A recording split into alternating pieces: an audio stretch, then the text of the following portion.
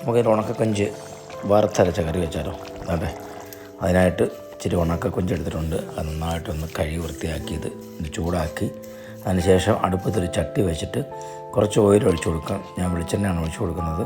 അതിനകത്തോട്ട് കുറച്ച് ജീരകം, ഉലുവ, കറിവേപ്പില, പിന്നെ വറ്റൽമുളക് ഒക്കെ ഇട്ട് ഇതിൽ കുറച്ച് കൊച്ചുള്ളിയാണ് അത് വേണ്ടത്. കൊച്ചുള്ളി കുറച്ച് കൂടുതലെടുക്കുക. കുറച്ച് കൊച്ചുള്ളി, ഇഞ്ചി, പച്ചമുളക്, പിന്നെ വെളുത്തുള്ളി ഇത്രയും ഇട്ട് നല്ല ഭംഗിയായിട്ടൊന്ന് വഴറ്റിയെടുക്കാം. നന്നായിട്ട് വഴറ്റി വന്നതിന് ശേഷം അല്പം തക്കാളിക്കും കൂടെ ഇട്ട് വഴറ്റി സെറ്റ് ചെയ്ത് ആ കൊഞ്ചും കൂടെ ഇട്ട് ഒരുപാട് കട്ടിയായിട്ട് ഇളക്കരുത്, നൈസായിട്ട് ഇങ്ങനെ ഇളക്കി മാറ്റി വെക്കണം. അതിനുശേഷം ഒരു ശകലം ഒരു അരമുറി തേങ്ങ മുഴുവനും വേണ്ട, ഞാൻ കുറച്ചെടുത്തിട്ട് എടുക്കുന്ന കൊഞ്ചിനനുസരിച്ച് തേങ്ങ എടുക്കുക.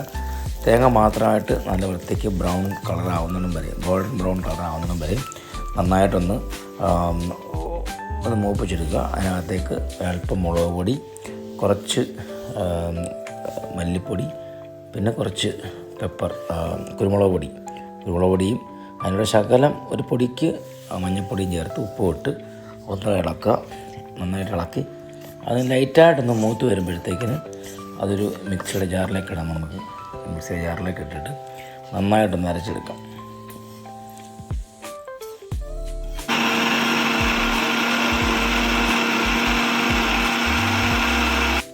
അപ്പോൾ അരച്ചെടുത്ത നമ്മൾ നേരത്തെ വഴറ്റി വച്ചിരിക്കുന്ന അതിനകത്തേക്ക് ഈ അരപ്പൊഴിച്ച് കൊടുക്കും. അതിനുശേഷം നമുക്ക് ആവശ്യത്തിന് ശകലം ചൂടുവെള്ളവും പിന്നെ പിഴുപുളി പിഴിഞ്ഞ വെള്ളം കൂടെ അല്പം ചേർത്ത് കൊടുക്കാം. കാരണം ഓൾറെഡി തക്കാളിക്ക് ഇട്ടുകൊണ്ടാണ്. അല്പം വെള്ളം കൂടെ ചേർത്ത് കൊടുക്കാം. എന്നിട്ട് അടുപ്പത്തിലേക്ക് വെക്കുക, തിളയ്ക്കാൻ വേണ്ടി കാത്തിരിക്കുക. തിളച്ച് എണ്ണ തെളിഞ്ഞ് വരുമ്പോൾ നമുക്ക് ഇത് വാങ്ങി ഉപയോഗിക്കാവുന്നതാണ്. അപ്പോൾ എല്ലാവർക്കും പെട്ടെന്ന് ചെയ്യാൻ പറ്റുന്നതാണ്. അപ്പോൾ ട്രൈ ചെയ്ത് നോക്കാം കേട്ടോ. അപ്പോൾ അടുത്തൊരു വീഡിയോ വീണ്ടും കാണാം. ബൈ.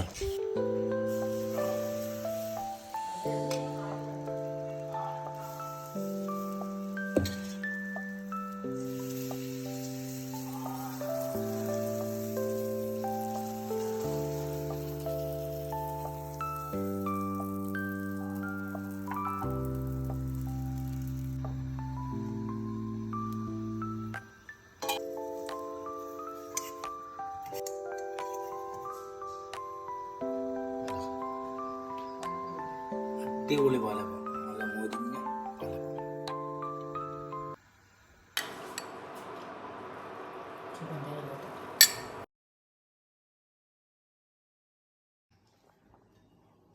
അപ്പോൾ ഇത് ട്രൈ ചെയ്ത് നോക്കാം.